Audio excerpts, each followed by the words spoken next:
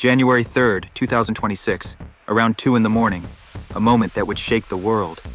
In a heavily curtained room in Florida, with only screens lighting the darkness, sat the most powerful man in the world, watching intently. He wasn't watching a movie. He was watching his army on a live feed, attacking a house thousands of miles away. This house was located in the capital of Venezuela, Caracas. Inside, the Venezuelan president was sleeping peacefully, completely unaware of what was about to happen. American helicopters, flying merely 100 feet above the ocean, had entered Venezuelan territory undetected. Flying so close to the water, they remained invisible to radar systems. In a coordinated cyber attack, the power supply to Caracas was cut. The city was plunged into total darkness. Delta Force commandos descended on ropes from helicopters, landing directly on the presidential compound's rooftop.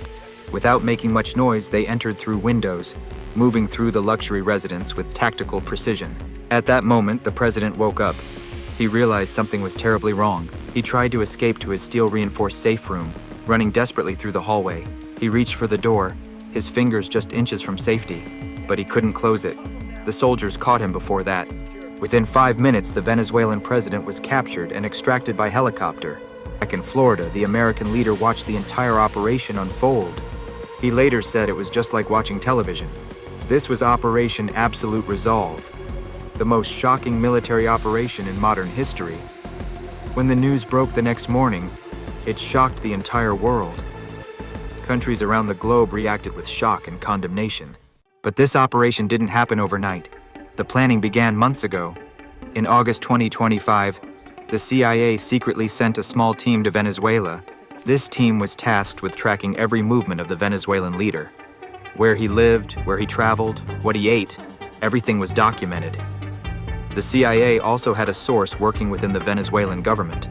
This insider was sharing classified information about the president's exact location and movements with America. In November 2025, there was a phone call between the two leaders. On this call, the American leader gave an ultimatum: give up power or face consequences.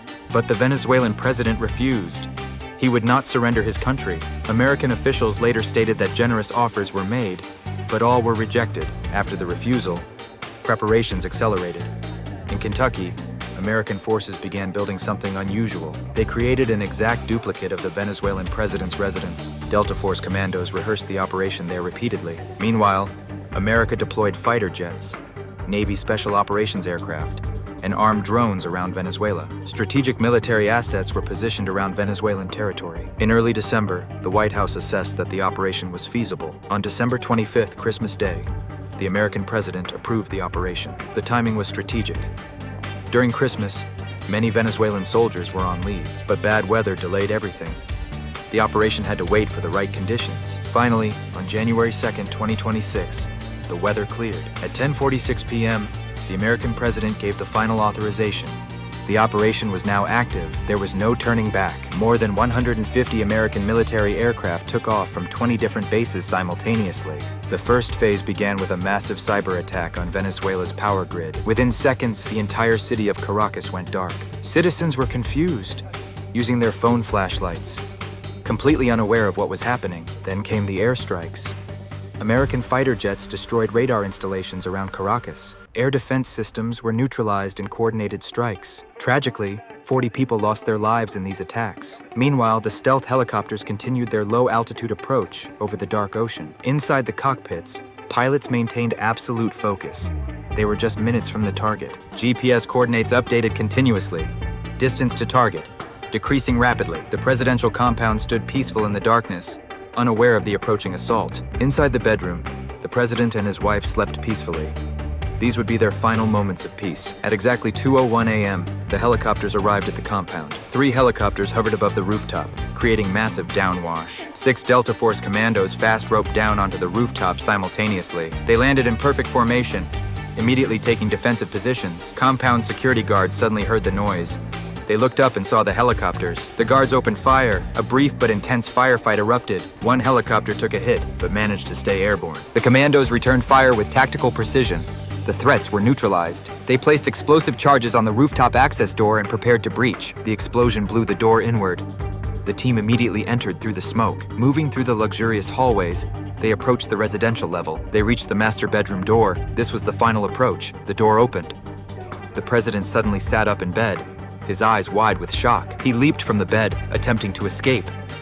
He ran desperately through the hallway, the commandos pursuing close behind. He reached for his safe room door, so close to safety, but not close enough. The commandos tackled him to the ground and restrained him. Within seconds, restraints were applied. He was secured. From insertion to capture, the entire operation took exactly 5 minutes. The team leader radioed headquarters. Package secured. They prepared the prisoner for extraction, placing a hood over his head. The team escorted him back through the compound toward the rooftop. They climbed back up the stairs to the extraction point. On the rooftop, the helicopter waited, rotors creating massive wind. The prisoner was loaded into the aircraft within seconds. The helicopter lifted off into the dark sky. The extraction was complete. Back in Florida, the American leader sat back satisfied. Mission accomplished. The next day, news networks around the world broke the shocking story. The American leader gave an exclusive interview to a major news network. He described watching the operation, saying it was just like watching television. But this wasn't television. This was real. Lives were lost. A country was invaded. The next morning, as the sun rose over Caracas, nothing would ever be the same. News channels across the globe broadcast the shocking development. International media reported that Venezuela's longtime president was out of power. Operation Absolute Resolve had successfully captured a sitting head of state. American officials and Venezuelan leaders gave contradictory statements.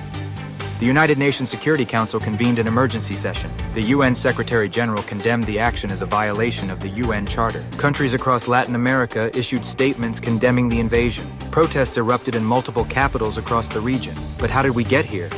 Let's go back to where it all began. 5 months earlier, at CIA headquarters in Langley, Virginia, intelligence analysts began building a comprehensive profile of their target. Surveillance footage captured every movement, every routine, every detail. Advanced facial recognition and tracking systems monitored the target continuously. Meanwhile, an insider within the Venezuelan government was secretly cooperating. Classified information was passed through covert channels. Encrypted intelligence flowed from Venezuela to CIA headquarters. In November, the situation escalated to the highest levels of government. A tense phone call took place between the two leaders. The Venezuelan president refused all demands. He would not surrender. American officials began planning for a more aggressive approach. The Secretary of State publicly stated that generous offers had been rejected. At Fort Campbell, Kentucky, construction began on an unusual project. An exact replica of the Venezuelan compound was built for training purposes. Delta Force commandos rehearsed the operation repeatedly until every movement was perfect. Fighter jets were prepared and pilots briefed on their mission. Naval vessels moved into strategic positions near Venezuelan waters. Armed surveillance drones were deployed to monitor the region. A complete military encirclement of Venezuela was established. In early December, intelligence assessments confirmed the operation was viable. On Christmas Day, while the world celebrated, a fateful decision was made. The authorization was signed. The operation was officially approved. The timing was deliberate. Venezuelan military forces were reduced due to holiday leave, but severe weather over the Caribbean forced a delay. Finally, on January 2nd, conditions improved. It was time to execute. In military operations centers, the final countdown began. At 10:46 p.m., the moment of decision arrived. The authorization button was pressed. Operation Absolute Resolve was now active. Over 150 military aircraft launched simultaneously from bases around the world. The cyber attack began, penetrating Venezuela's power grid infrastructure. Caracas went completely dark.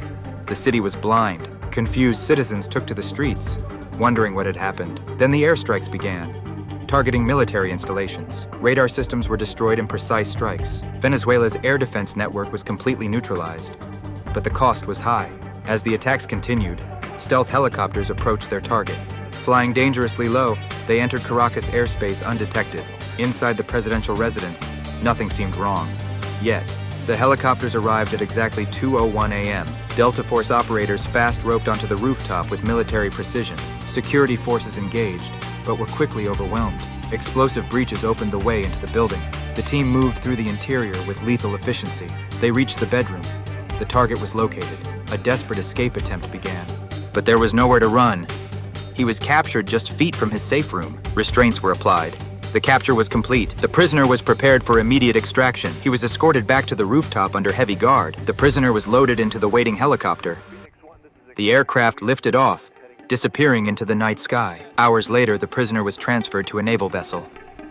He was taken to Guantanamo Bay Detention Facility. From there, he was flown to New York under maximum security. He arrived on American soil, a foreign president in chains.